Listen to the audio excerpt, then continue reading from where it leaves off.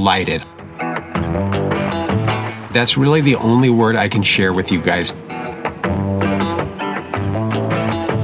I cannot believe that I have lived in California my whole life and I've never been to Lava Beds National Monument. I have been here for 2 days and I have done a lot of things, and I'm going to answer some of the questions you no doubt have about this place. There is so much to do here, so much history, so much geology, so much cool stuff that I couldn't wait to share it with you guys.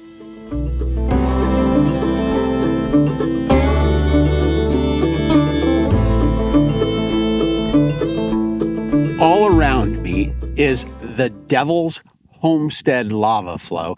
This took place about 10,000 years ago, and apparently this lava was a couple of miles from here when it started. And what is Lava Beds National Monument? What is this place? Well, if I told you that Medicine Lake, the Medicine Lake volcano, is the largest volcano in the Cascade Range, you would probably say, no, Nick, that's not right. You would say there's Mount Shasta, there's Mount St. Helens, there's Mount Lassen. There are all of these other volcanoes that were bigger at the time. The truth is, no. The Medicine Lake volcano is the largest volcanic area in the Cascade Range, and that's what is here in this national monument. And I fully did not expect the drama of this landscape. And it's not dramatic in the way that Yosemite is dramatic or the coast is dramatic. But man, if you understand just a little bit about what was going on here, you'll be stunned. I mean, the Earth and the fact that it is constantly doing stuff like this, well, this is really a great place to come visit, and I highly, highly recommend it.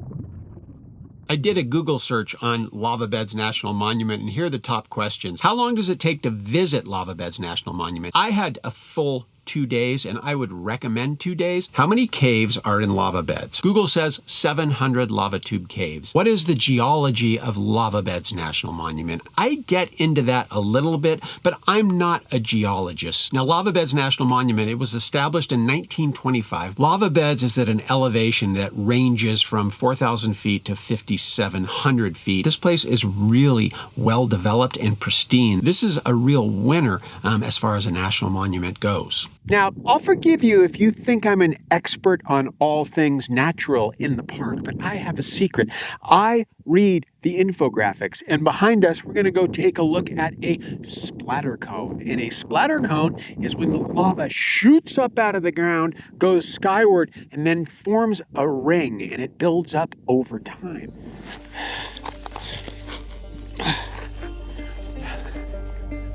Okay, all kidding aside, behind me is Fleer's Chimney, and there's another one on the other side. And this is kind of what we talked about down below, kind of the idea of the lava coming up and dropping and forming these rings around these chimneys. And what's really cool is if you get up close and you look at exactly how this was formed, and maybe you can visualize these chunks of molten rock lava hitting, and then another one on top of it, then another one on top of it. Almost like if you've ever got wet sand and you've made a sandcastle with wet sand. That's kind of what this is, except super, super hot. Okay, I'm heading up the Shunshin Butte Trail that was built during the Great Depression by the Civilian Conservation Corps, and there's that up there at the top, so we should see that as well.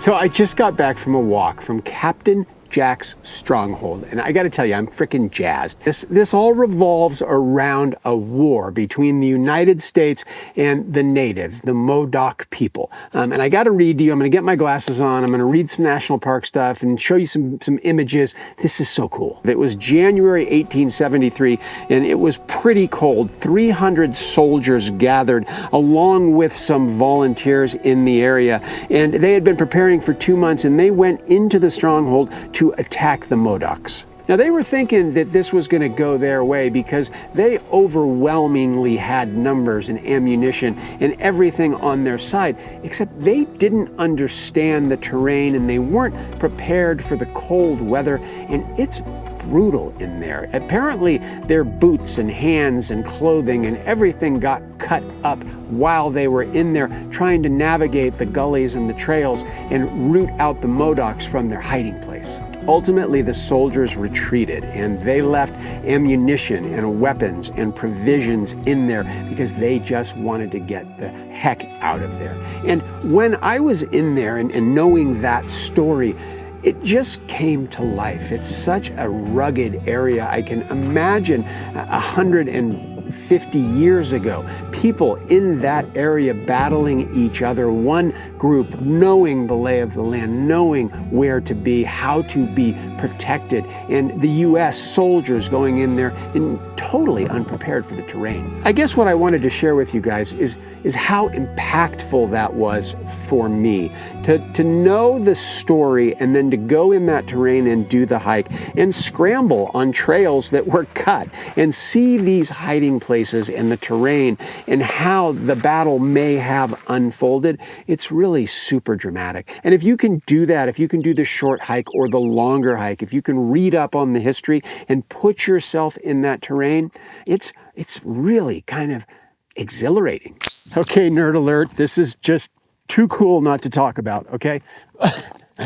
So there might be wind and I'm looking into the sun, but I don't care. You can see here, you can see the flow of the lava and kind of how it's set up.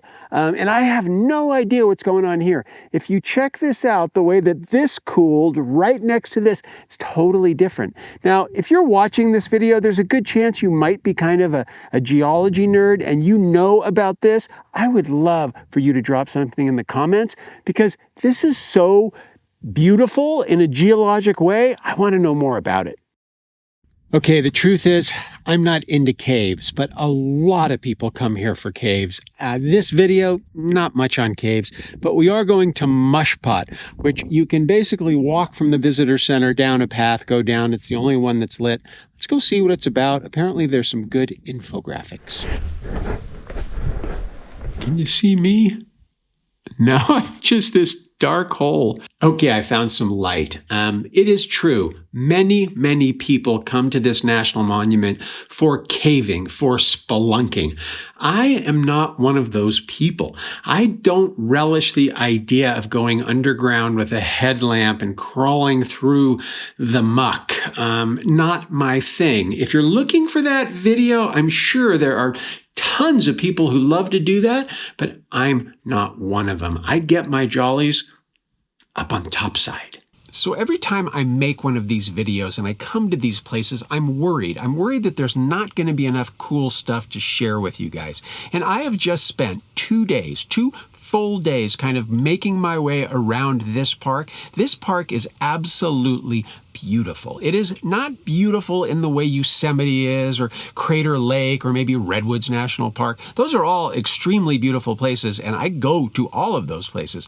This place is different, and it's different because of the geology. It's different because of the history. It's different because the climate, and it's different because while I'm here at the beginning of June, there's hardly anyone here.